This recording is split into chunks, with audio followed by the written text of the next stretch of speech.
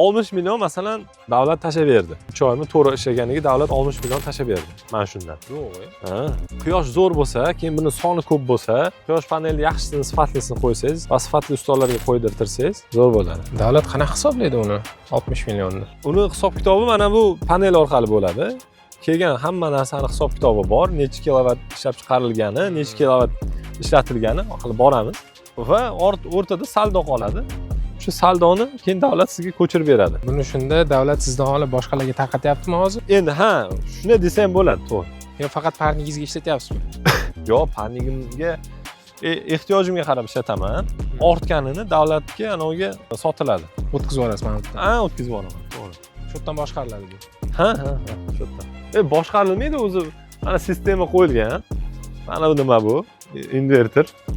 Ha, bu o'z bu yoqqa qancha ehtiyoj bo'lsa o'shani oladi, qolganini chiqarib yuboradi. Qolganini chiqarib yuboradi. Programmasi bor. Telefondan ko'rib o'tirasiz.